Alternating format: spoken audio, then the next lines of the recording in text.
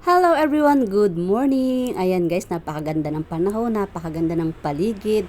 Yung ating pagsisisi, ika nga tayo ba ay nagnilay-nilay ng mga nagdaang araw ng Biyernes at ng Sabado. Ngayon ay Linggo na, kaya si Kristo, yung ating mahal na Panginoon, ay buhay ng muli. At sabi nga nila, yung ating mga pagsisisi, yung ating mga nagawang kasalanan ay tinubos na niya para sa ating lahat. At ayan nga guys, napakaganda ng paligid. Walang mga sasakyan. Ang ganda ng paligid guys pag walang mga sasakyan. Grabe, yung mga traffic. Pag normal na naman ang araw, ang dami-dami na namang sasakyan at napakarami na namang tao. Yung 2 araw na tahimik ang paligid. Ang sarap din guys kasi parang na-relax tayo, na-refresh, pero hindi pa rin guys katulad nung una-unang panahon, talagang pagmahal na araw. As in wala kang makikitang sasakyan, wala kang masyado makikitang tao sa labas. Pero ngayon guys, iba na yung mahal na araw. Ang dami-daming tao sa labas, lalo na nung Biyernes Santo talaga. Ayun yung mga nag-aalay lakad, mga bisita iglesia. Pero yun guys ay nadanas ko na. Pero ngayon nga na born again Christian na ako, ay hindi na ako nagaganong bisita iglesia. Kami ay nag-aano lang sa aming church. May service din kami nung Friday. Ayun nga guys, at ito nga nandito na ako sa palengke guys. Ako ay bibili lang ng 1 kilong manok dahil nga ako ay mag-aadobo, dahil nung nakaraan guys talaga namang puro gulay yung aming kinakain. At masarap din ba kasi nga pag puro gulay tapos may piritong daing, talagang napakasarap na ang kain ko. Piling ko nga ay ako tumaba ng 1 kilo.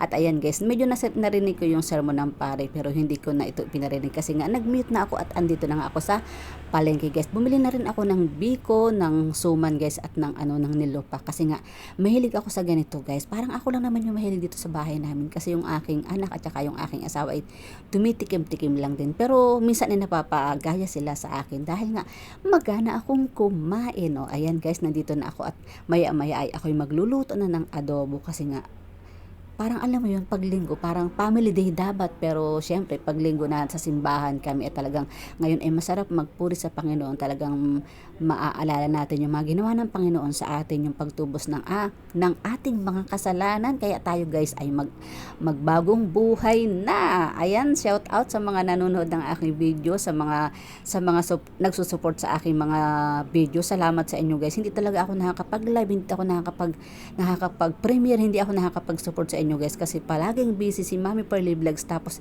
yung cellphone ko ay isa-isa na nasira na yung aking mga cellphone guys, yung aking computer na pang play nasira na din. At okay lang yan guys, basta ako ay nag-upload ng mga short video, tapos ako ay nagsusupport kay Sis Spells Cooking. Shout out Sis Spells Cooking, I love you so much. And kay Sis Wal, kay Sis Kalog. Ayan, maraming salamat. God bless all. Nagluto na ako ng adobo guys. Syempre, yung luto kong adobo ay syempre masarap. Nilagyan ko ng sili para may kaunting anghang. At tapos yung aking mangga guys ay napakatamis. Pwedeng pang kape o diba? Si Coco ay ipinasyal ko lang din sa labas kasi nga guys, si Coco naman ay parang nalulungkot ba? Nakikiride-ride sa katahimikan ng kapaligiran. Pero ngayon ay inilabas ko siya ng konti dahil nga siya ay hindi na nakakakita ng kanyang mga kapatid. Ayun lang guys. Thank you for watching.